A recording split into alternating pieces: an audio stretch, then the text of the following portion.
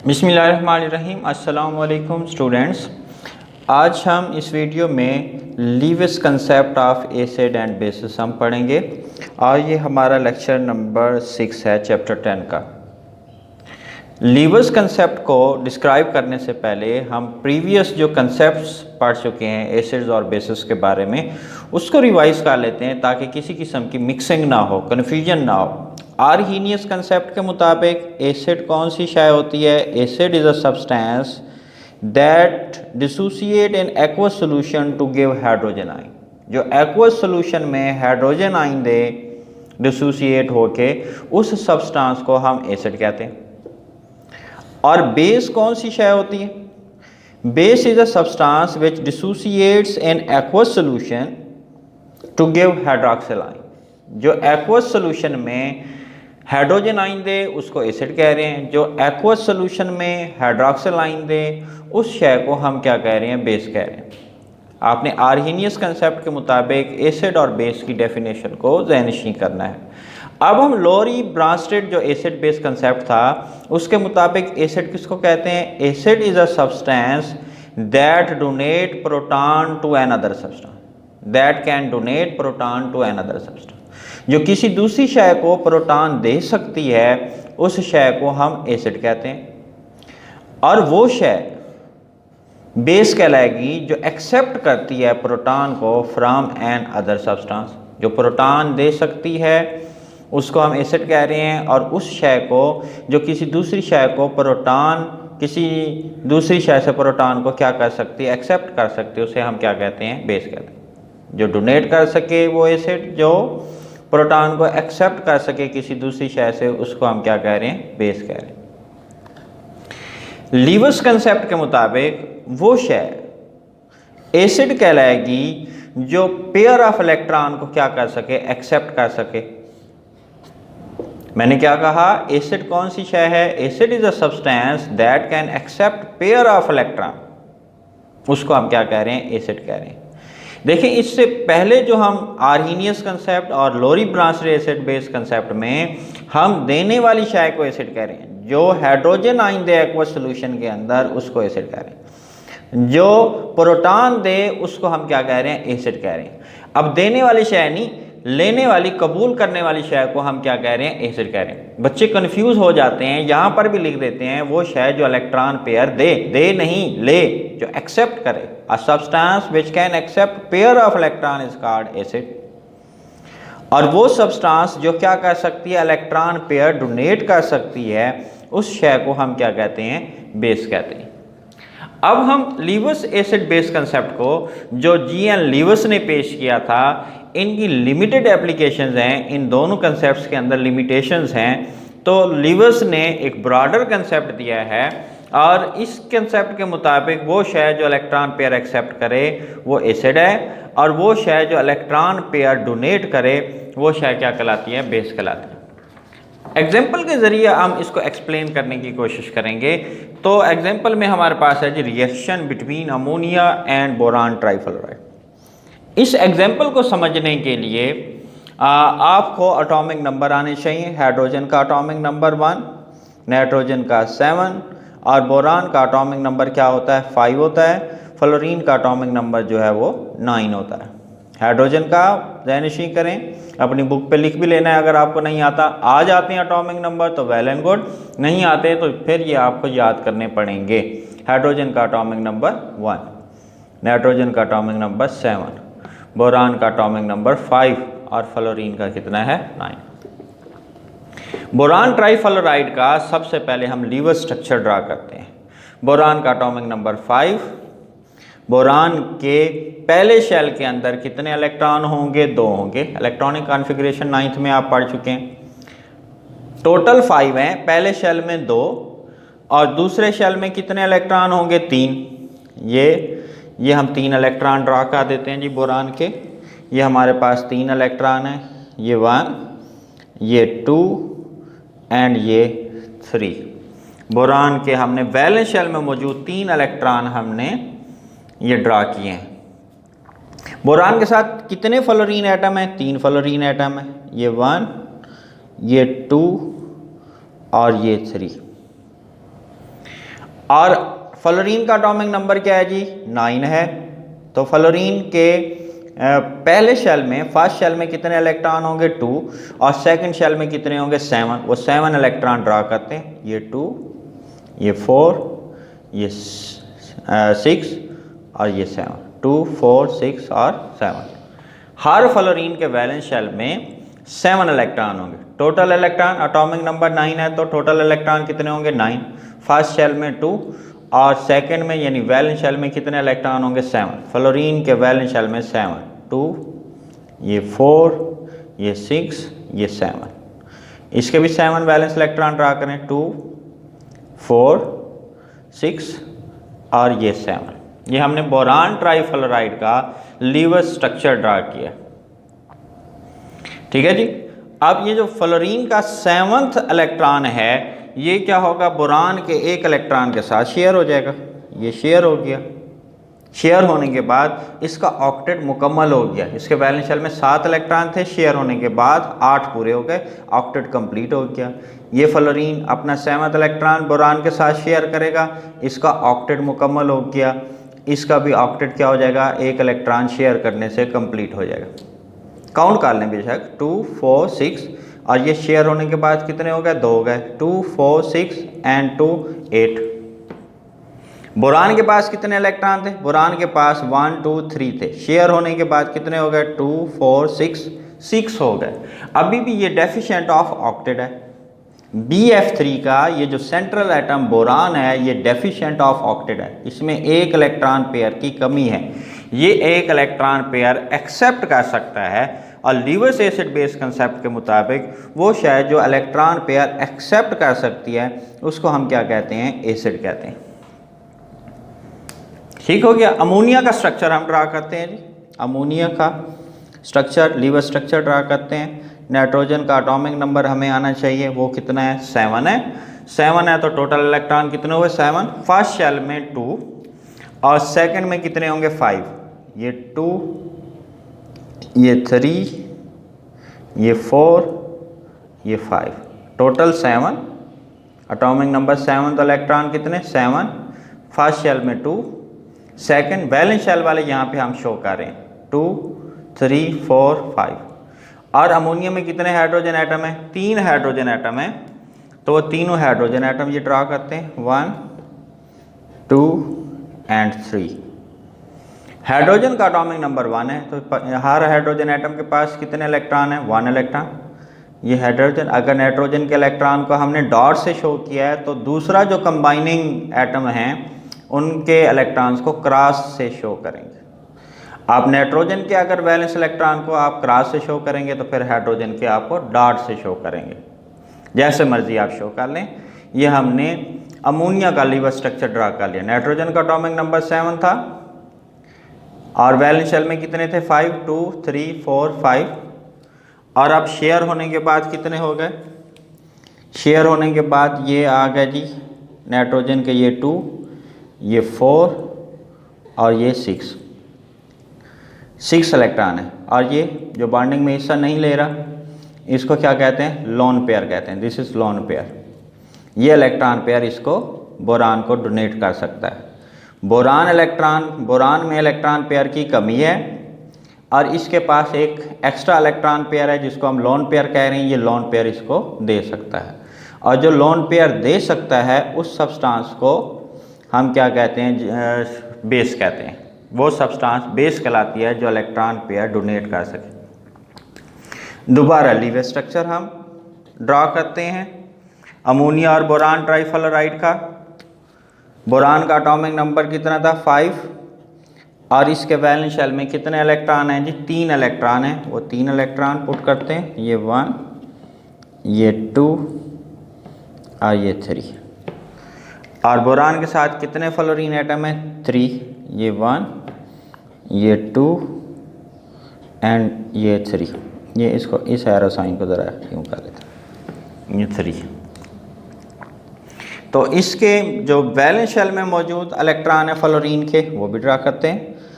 Nitrogen का atomic number 7, first shell में 2, तो सेकंड में कितने होने चाहिए, सॉरी फ्लोरीन का एटॉमिक नंबर 9, पहले शेल में 2 तो सेकंड में 7, ये 2, ये 4, ये 6, ये 7, ये 2, ये 4, ये 6 और ये 7, ये 2, ये 4, 6 और ये 7। बोरान जो है अपना जो इलेक्ट्रॉन है, हर इलेक्ट्रॉन फ्लोरीन के एक एक इलेक्ट्रॉन से शेयर करेगा। बोरान के पास 3 इलेक्ट्रॉन थे, शेयर होने के बाद कितने हो गए? 2, 4, 6 हो गए। हर फ्लोरीन के पास 7 इलेक्ट्रॉन हैं, तो शेयर होने के बाद कितने हो गए? हर फ्लोरीन के 2, 4, 6 एंड 8। इसके भी काउंट करें तो 8, इसके भी काउंट करें तो 8। हर फ्लोरीन के पास कितने कितने इलेक्ट्रॉन हैं? 8 इलेक्ट्रॉन है। फ्लोरीन का ऑक्टेट कंप्लीट है, बोरान का ऑक्टेट इनकम्प्लीट है।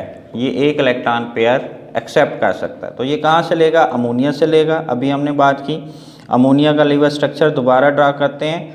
नाइट्रोजन का एटॉमिक नंबर क्या है जी? 7, और इसके वैलेंस शेल में कितने इलेक्ट्रॉन? 5, ये 2, ये 3, 4 एंड 5। और नाइट्रोजन के साथ कितने हाइड्रोजन थे? पहले भी हम सीख चुके हैं, 3 हाइड्रोजन है अमोनिया में, ये 3 हाइड्रोजन। और हर हाइड्रोजन अपना एक एक इलेक्ट्रॉन नाइट्रोजन के एक एक इलेक्ट्रॉन के साथ क्या करेगा? शेयर करेगा। जब शेयर करेगा तो 3 कोवलेंट बॉन्ड बन जाएंगे। ये एक कोवलेंट बॉन्ड ये है, एक कोवलेंट बॉन्ड ये है। शेयरिंग से, इलेक्ट्रॉन की शेयरिंग से जो बॉन्ड बनता है वो कोवलेंट बॉन्ड कहलाता है। नाइट्रोजन के पास 5 इलेक्ट्रॉन थे वैलेंस शेल में, शेयर होने के बाद 2, 4, 6, और ये जो बॉन्डिंग में हिस्सा नहीं ले रहा है इसको लोन पेयर कहते हैं। और इस लोन पेयर की वजह से ये नाइट्रोजन इलेक्ट्रॉन पेयर, यही लोन पेयर बोरान को डोनेट कर सकता है। नाइट्रोजन एटम बोरान को इलेक्ट्रॉन पेयर डोनेट, यानी अमोनिया जो है इलेक्ट्रॉन पेयर दे रहा है, इसलिए ये बेस है। और इसका central atom boron electron pair accept कर सकता है, इसलिए ये क्या है? एसिड है। Lewis acid base neutralization reaction के नतीजे में एक सिंगल स्पीशी बनती है। उस सिंगल स्पीशी को क्या कहते हैं जनाब? एडक्ट कहते हैं। तो आपने ये बात याद रखनी है, Lewis acid base neutralization reaction के नतीजे में जो प्रोडक्ट बनता है उसको क्या कहते हैं? एडक्ट कहते हैं। अब आपको समझ आ जानी चाहिए वो शय जो इलेक्ट्रॉन पेयर एक्सेप्ट कर सकती है वो एसिड है, और जो इलेक्ट्रॉन पेयर डोनेट कर सकती है जो स्पीशी, जो सब्सटेंस, उसको हम क्या कहते हैं? बेस कहते हैं। एक और एग्जांपल को आप देखते हैं। हमारे पास एक और एग्जांपल है, reaction between ammonia and hydrogen ion. Ammonia का स्ट्रक्चर फिर ड्रा करते हैं।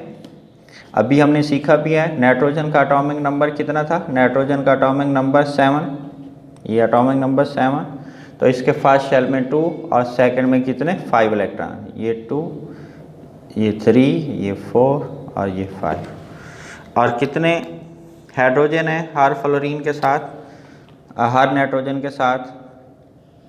सॉरी, अमोनिया में कितने हाइड्रोजन है? 3 हाइड्रोजन है, ये 1, ये 2 और ये 3। और हर हाइड्रोजन एटम के पास एक एक इलेक्ट्रॉन है, हर हाइड्रोजन के पास एक एक इलेक्ट्रॉन है। नाइट्रोजन अपना एक एक इलेक्ट्रॉन क्या करेगी? हाइड्रोजन के एक एक इलेक्ट्रॉन से शेयर करेगी, कोवलेंट बॉन्ड बन जाएंगे, 3 सिंगल कोवलेंट बॉन्ड, ये 1, 2, 3। नाइट्रोजन के पास कितने इलेक्ट्रॉन थे? 5, शेयर होने के बाद कितने हो गए? 2, 4, 6 और ये 2, 8। नाइट्रोजन का ऑक्टेट मुकम्मल, और हर हाइड्रोजन का डुप्लेट मुकम्मल हो गया। हाइड्रोजन डुप्लेट रूल को फॉलो करती है और बाकी एलिमेंट्स क्या करते हैं? ऑक्टेट रूल को फॉलो करते हैं। इसके साथ हाइड्रोजन आइन है, हाइड्रोजन आइन, हाइड्रोजन का एटॉमिक नंबर क्या होता है? 1, यानी हाइड्रोजन के पास एक इलेक्ट्रॉन था, जब वो एक इलेक्ट्रॉन निकल जाता है तो हाइड्रोजन आइन बनता है। एक इलेक्ट्रॉन था हाइड्रोजन एटम के पास, वो इलेक्ट्रॉन निकलने के बाद इसके पास एक पॉजिटिव चार्ज आ गया, इसके ऊपर 1 पॉजिटिव चार्ज आया, यानी अब इसके पास एक इलेक्ट्रॉन भी नहीं है। ये डुप्लेट रूल को फॉलो करता है। इसमें एक इलेक्ट्रॉन पेयर की कमी है। जो इलेक्ट्रॉन पेयर एक्सेप्ट करे उसको क्या कहते हैं? एसिड कहते हैं। जो इलेक्ट्रॉन पेयर डोनेट करे उसको क्या कहते हैं? बेस कहते हैं। ये इलेक्ट्रॉन पेयर इसको दे सकता है, इसके पास ये एक इलेक्ट्रॉन पेयर एक्स्ट्रा है, लोन पेयर है, ये लोन पेयर इसको दे सकता है।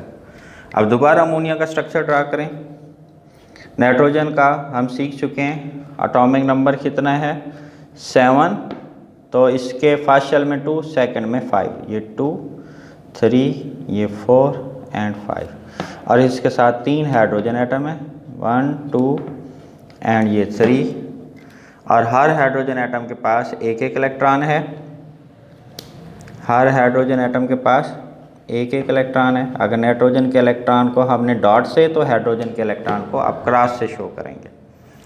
हर नाइट्रोजन एटम पहले भी सीख चुके हैं, हर नाइट्रोजन एटम अपना एक एक इलेक्ट्रॉन हाइड्रोजन के एक एक इलेक्ट्रॉन से शेयर करेगा। इस तरह से अमोनिया का स्ट्रक्चर बन जाता है और नाइट्रोजन का ऑक्टेट मुकम्मल हो जाता है। नाइट्रोजन के वैलेंस शेल में कितने थे 5 थे, शेयर होने के बाद 2 4 6 और ये 2 8 हो गया। इसने क्या किया, हाइड्रोजन आयन को ये इलेक्ट्रॉन पेयर डोनेट कर दिया। जब इसने हाइड्रोजन आयन को इलेक्ट्रॉन पेयर डोनेट किया तो वो पॉजिटिव चार्ज न्यूट्रलाइज हो जाएगा इस इलेक्ट्रॉन पेयर से और नाइट्रोजन के ऊपर जो है पॉजिटिव चार्ज आ जाएगा। इसको हम यूँ भी लिख सकते हैं NH4 पॉजिटिव आयन, ये अमोनियम आयन बना है। हमने अभी थोड़ी देर पहले पढ़ा लीवस एसिड बेस न्यूट्रलाइजेशन रिएक्शन के नतीजे में सिंगल स्पीशीज बनती है, उसको क्या कहते हैं, एडक्ट कहते हैं। ये अमोनियम आयन एडक्ट है।